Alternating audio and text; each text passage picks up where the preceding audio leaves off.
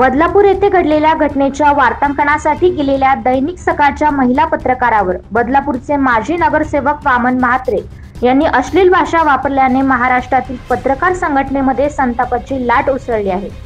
या संदर्भात नाशिक जिल्हा मराठी पत्रकार संघ तसेच नाशिक तालुका मराठी पत्रकार संघाच्या वतीनं पोलीस उपायुक्त संदीप कर्णिक यांना निवेदन देऊन वामन म्हात्रे यांच्यावर पत्रकार संरक्षण कायद्याअंतर्गत कठोर कारवाईची मागणी करण्यात आली।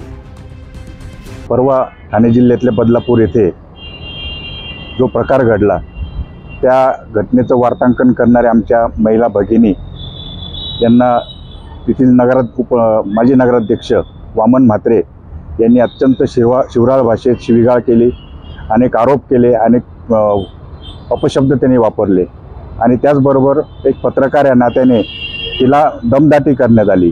आम्ही या घटनेचा नाशिक जिल्हा मराठी पत्रकार संघाच्या वतीने तीव्र निषेध व्यक्त करत आहोत।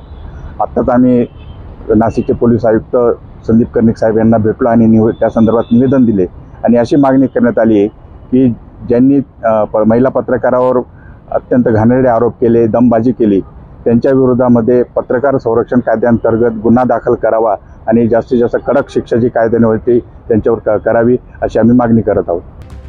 या निवेदनावर नाशिक जिल्हा मराठी पत्रकार संघाचे संस्थापक जिल्हाध्यक्ष यशवंत पवार, जिल्हाध्यक्ष अण्णासाहेब बोरकुडे पाटील, जिल्हा सरचिटणीस दिनेश पंत ठोंबरे, तालुकाध्यक्ष करणसिंग बावरे, कार्याध्यक्ष लियाकत पठाण, उपाध्यक्ष पंकज पाटील, सुनीता पाटील, सरचिटणीस संजय परदेशी, संघटक भैयासाहेब कटारे, सहसंघटक जनार्दन गायकवाड, समन्वयक विश्वास लचके, कार्यकारिणी सदस्य राकेश पाटील, दिनेश पगारे आणि संतोष शिंदे यांची स्वाक्षरी आहे। पत्रकार संघटनांनी म्हात्रे यांच्या अश्लील वर्तनाचा निषेध करत त्यांच्यावर कायदेशीर कारवाईची मागणी केली आहे। या घटनेमुळे महिला पत्रकारांच्या सुरक्षिततेबाबत चिंता व्यक्त होत आहे। Bureau report 9 news Maharashtra.